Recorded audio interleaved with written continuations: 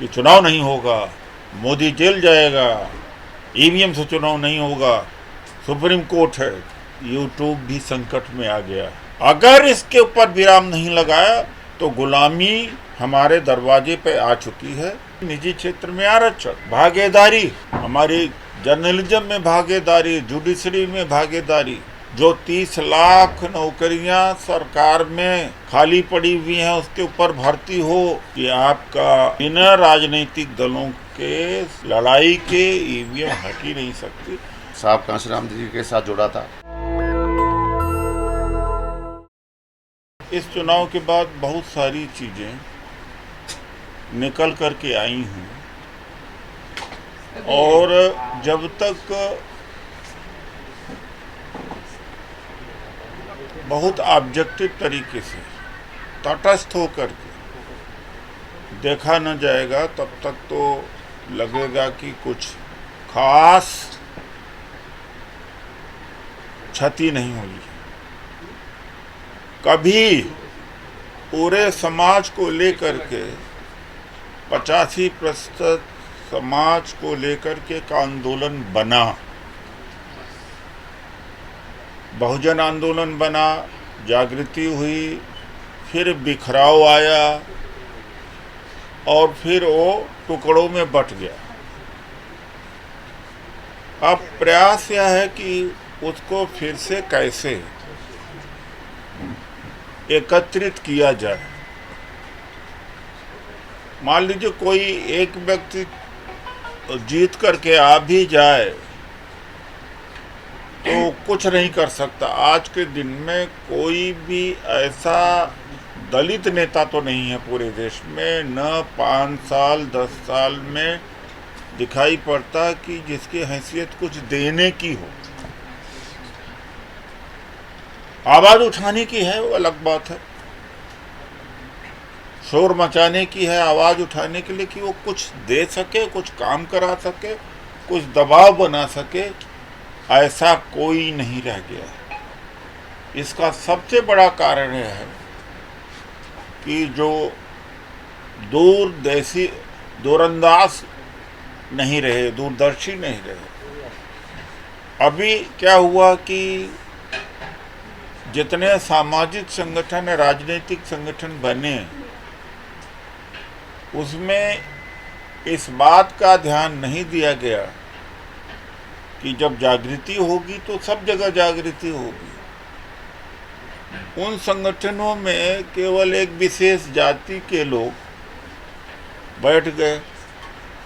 इस बंटवारे का जितनी क्षति हुई है उसका कोई हिसाब किताब नहीं।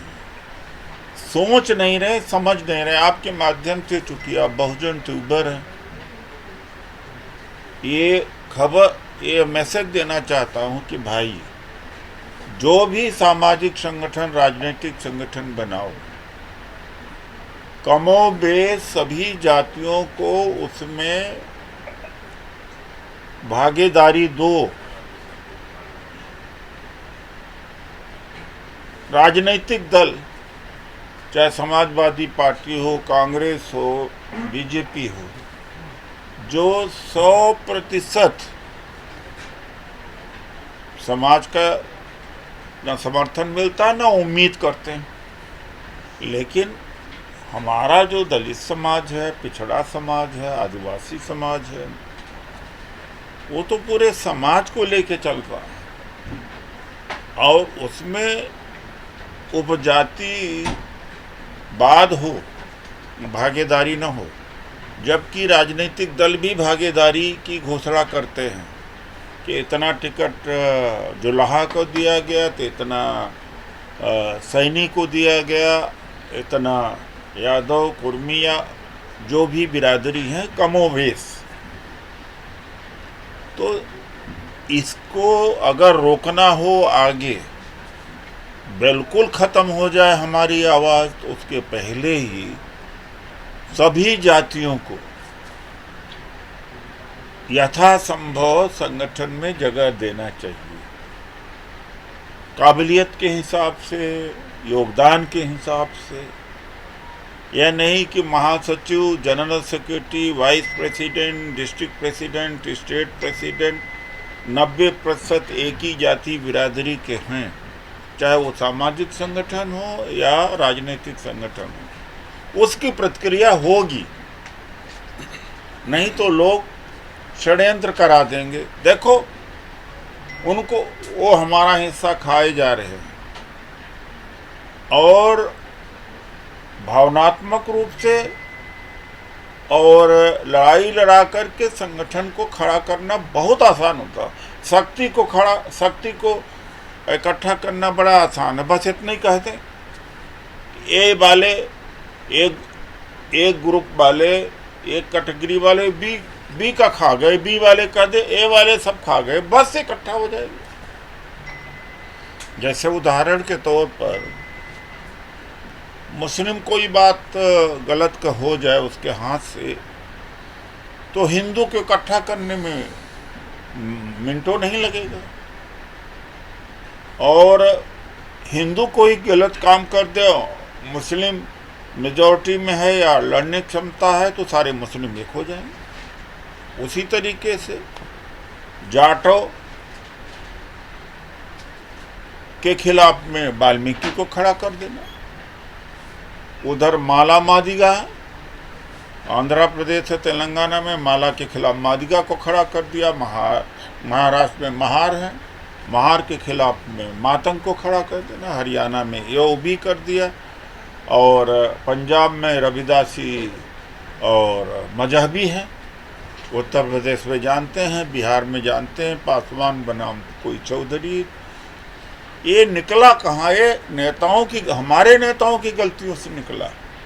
जो हमारे लोग संगठन चलाते हैं वो, और जो राजनीतिक लोग हैं वो, क्योंकि शॉर्टकट रास्ता है, अपनी जाति का फूंक दिया मंत्र। अरे देखो वो सारी जाति के लोग सब फायदा उठा रहे हैं, उसके जाति के लोग उसके साथ में जुड़े हुए। देखो अब तुम क्या कर रहे हो, तुम्हारा हिस्सा खा लिया। मिलना जुलना कुछ नहीं, बिना मेहनत के जाति पीछे लग जाती है और उसकी सौदेबाजी हो जाती है। कोई बीजेपी से सौदेबाजी कर ले, कोई एनसीपी से कर ले, कोई कांग्रेस से कर दे, अपने जाति को खड़ा कर दे। मैं तो बहुत सारे बायोडाटा को देखता हूँ। अगर इसके ऊपर विराम नहीं लगाया तो गुलामी हमारे दरवाजे पे आ चुकी है, और जब आदमी गुलाम हो जाता है तो उसकी सोच समाप्त हो जाती है, फिर वो विद्रोह नहीं करता। विद्रोह समाज में क्यों हुआ?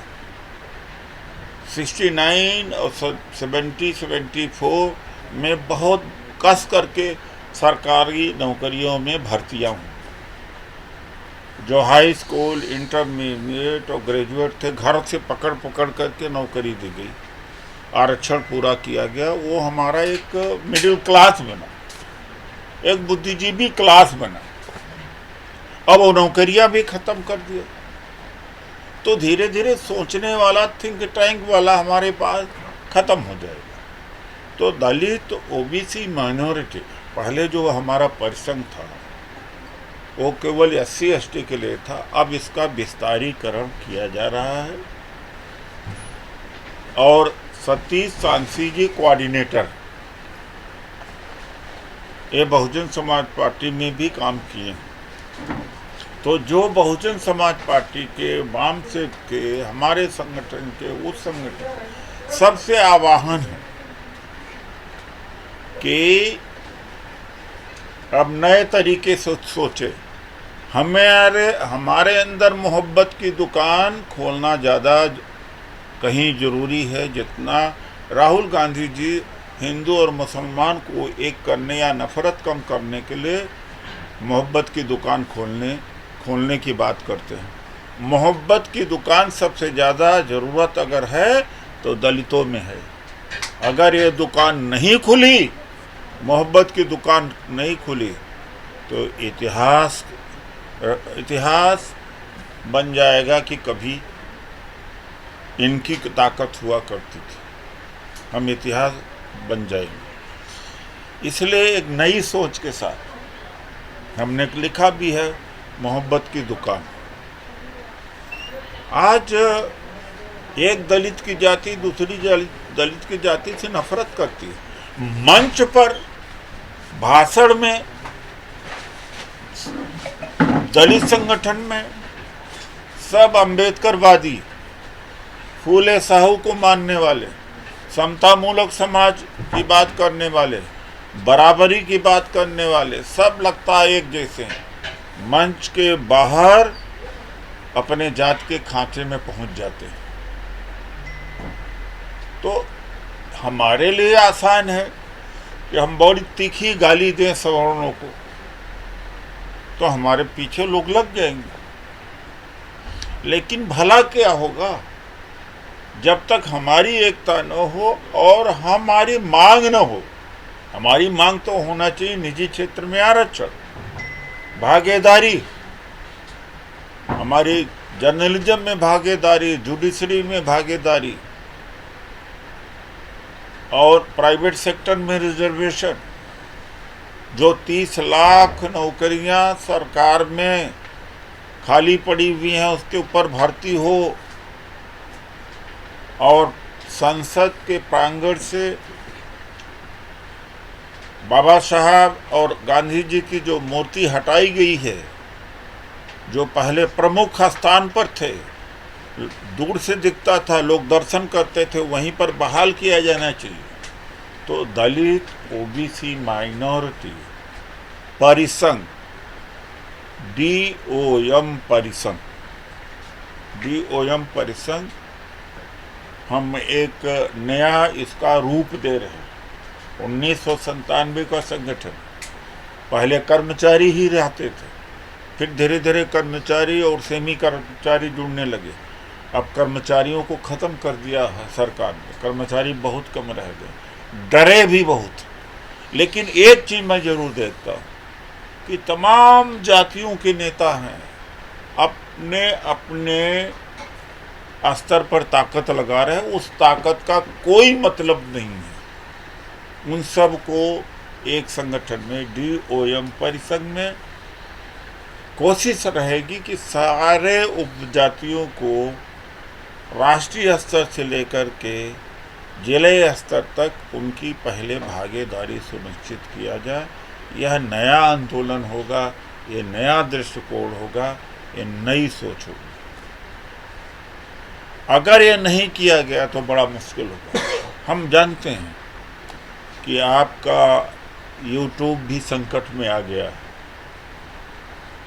और एक आध 2 साल ठीक ठाक चला। तो जब तक बहुजन जब से मीडिया में आने लगे, तमाम रोकथाम, और ख़ास तौर से शुरू तो लड़ाई EVM के खिलाफ मैंने किया था। कुछ लोग जो बाबोलेपन थे कि चुनाव नहीं होगा, मोदी जेल जाएगा, EVM से चुनाव नहीं होगा, सुप्रीम कोर्ट है, उन्होंने सत्यानाश कर दिया। आदमी 10 नहीं, और बोल बोल करके YouTube को भी खराब करने का काम किया। इसलिए फिर मिस इन्फॉर्मेशन लग गया, रीच डाउन होने लगी। अरे जो भी बोलो सही। मैं उस समय भी बोला था कि बिना पॉलिटिकल पार्टी के ये लड़ाई जीती ही नहीं जा सकती किसी भी कदम पर, जबकि संख्या है हमारे साथ में। हम झूठ नहीं बोल सकते समाज को, क्या नहीं होने पाएगा, जेल चला जाएगा, ये होगा, वो कर दूंगा। आम जनता एक भावुक होती है, हमें उसको शिक्षित करना, भावुक नहीं बनाना है। शिक्षित हम नहीं कर पाए। हालत यह है कि सभी संकट में आ गए। YouTube संकट में सबसे ज़्यादा हिट तो इसी से हुआ। EVM ने सबसे ज़्यादा मारा है YouTube को। हम जानते हैं जिस तरह से लोगों ने बोला है, वो अपने खुद को चमकाने के लिए न ये देखा कि आगे ये जो हम बोल रहे हैं ये हो पाएगा क्या हम समाज को शिक्षित कर रहे हैं कि गुमराह कर रहे हैं। मैं लगातार शुरू से उनका भाई, बिना राजनीतिक दलों के लड़ाई के EVM हट ही नहीं सकती। एक सामाजिक संगठन की एक सीमित ताकत होती है। अब सीमित ताकत को हम इस तरह से कर लें कि हम तीर चला देंगे, आसमान में छेद कर देंगे, हम सब कुछ कर देंगे, ये मतलब है कि फौरी तरीके से या जल्दी में प्रसिद्धि प्राप्त करने के लिए, जल्दी में कुछ प्राप्त करने के लिए मैं उस समय भी खंडन करता रहा कि ऐसी बातें नहीं होना चाहिए, ये घातक होगा ये बात। वो अंत में हुई, हमारे यूट्यूबर भी पिट गए। धन्यवाद। मैंने इसीलिए कि मोहब्बत की दुकान पर एक नया एक सोच के साथ पूरे देश में है, इसके ऊपर कुछ लिखा पढ़ा भी है। जब आप चाहें तो इससे फेसबुक पर निकाल करके पोस्ट कर सकते हैं। आप सबके लिए भी ये जरूरी है। धन्यवाद डॉक्टर साहब का। एक तो मुझे इतनी बड़ी जिम्मेदारी दी, उन्होंने मुझ पर विश्वास जताया, भरोसा किया, और परिचय मेरा बहुत सालों से था। मैंने इनसे बात की चुनाव के दौरान कि बहुजन मिशन किस स्तर से किस स्तर पर आ चुका है। मैं 1989 से साहब कांशीराम जी के साथ जुड़ा था। तो शुरुआत थी, कुछ लोगों को पता ही होगा, जानकारी की बसपा की शुरुआत थी वो आगे बढ़ने की। उस शुरुआत से लेके और आज 2024 में चुनाव का रिजल्ट आया, जिसमें ना कोई एक विधायक है और ना ही कोई सांसद है। तो उस उतार चढ़ाव से लेके उतार तक जो दौर मैंने देखा है, उस आधार पर मैंने जो मिशन साहब कांशीराम जी ने स्टार्ट किया था, उनकी एक छवि मैंने डॉक्टर उदयराज जी के अंदर देखी। मैंने इनसे संपर्क किया चुनाव के दौरान, इत्तेफाकी हो गया चुनाव के दौरान संपर्क करना पड़ा मुझे, और मैंने इनसे कहा था कि आपके अंदर मुझे वो छवि दिखाई दे रही है जो साहब कांशीराम जी के अंदर थी, क्योंकि आप भी सभी बिरादरियों को, सभी जातियों को इकट्ठा लेकर के आगे मिशन की तरफ बढ़ाना चाहते हो, और सभी जातियों को आप जो है मौका देते हो आगे बढ़ने का, जिसमें एक मैं खुद भी उदाहरण हूँ। मैं सांसी जाति से हूँ और साहब ने मुझे उठा करके अपने चुनाव का इलेक्शन एजेंट बनाया, और अब आपके सामने दलित ओबीसी माइनॉरिटी परिसंघ का राष्ट्रीय कोऑर्डिनेटर बनाया। इसी आधार पर और भी मैंने देखा इनके कार्यकलापों को, तो सभी जातियों को आगे बढ़ाने का उन्होंने काम किया है, जो साहब कांशीराम जी किया करते थे। तो उसी आधार पर जब हम 6743 जातियों पर साहब कांशीराम जी ने काम किया था, तो बहुजन मूवमेंट बहुत हाइट पे गया था और इस देश में एक शक्ति के रूप में उभर कर सामने आया था, और सत्ता में भी आए, सामाजिक संगठनों में भी मजबूती से बने, और जो हमारे अधिकारी थे, कर्मचारी थे और जनता थी, उन लोगों के अंदर बड़ा मनोबल बढ़ा, और उन्होंने उस मनोबल से आगे बढ़ने का काम किया, और सवर्ण जातियों ने भी अत्याचार करना कम कर दिया था। लेकिन उनके जाने के बाद जो वैक्यूम आया, जो गैप आया, उस गैप से हुआ ये कि जो चढ़ाव था वो उतार पे वो स्टार्ट हो गया बहुजन मिशन। और हम सब जानते हैं आज की बहुजन मिशन का आज हश्र कहाँ से कहाँ पहुँचा हुआ है। उस मिशन को जो रोका था, उसको आगे बढ़ाने के लिए ही हमने इस मूवमेंट को आगे बढ़ाने के लिए एक राय होकर के मजबूती से आगे बढ़ने का निर्णय किया है। मेरा पूरा सहयोग तन मन धन से, मैंने साहब से बोला ही है कि 24 घंटे मैं इस मूवमेंट के लिए तैयार हूँ, और मरते दम तक इस मूवमेंट को, बहुजन मिशन को जितना आगे हम बढ़ाएं, जितना मजबूत हो सकेगा हमारे दम पर, वो हम आगे बढ़ाएंगे। और मेरा इस प्रेस कॉन्फ्रेंस के जरिए भी एक आह्वान है कि जितनी हमारी जातियाँ हैं, उन सभी जातियों को खुले दिल से, और जो बड़ी जातियाँ हैं जिनकी संख्या ज़्यादा है, उनको अपना बड़ा दिल दिखा करके इस मूवमेंट को आगे बढ़ाने के लिए हमारा सहयोग करें। हम किसी जाति के, विशेष जाति के खिलाफ ही मूवमेंट नहीं चला रहे हैं, किसी विशेष जाति को जोड़ने के लिए मूवमेंट नहीं चला रहे हैं। हम जो दलित मूवमेंट और बहुजन मूवमेंट को मजबूत करने के लिए सभी जातियों से आह्वान करते हैं कि हमारे साथ आएँ, खुले दिल से आएँ, बड़े मन से आएँ, हम उनका स्वागत करेंगे, इस मिशन को आगे बढ़ाएंगे। धन्यवाद। जय भीम। नेशनल दस्तक की आपसे गुजारिश है कि अगर इसको बचाना चाहते हैं तो नेशनल दस्तक को सब्सक्राइब करने के लिए रेड कलर के सब्सक्राइब बटन को दबाएं, फिर बेल आइकन की घंटी दबाएं। नेशनल दस्तक को बचाने के लिए बहुत जरूरी है कि हर खबर को शेयर करें, लाइक करें, कमेंट जरूर करें।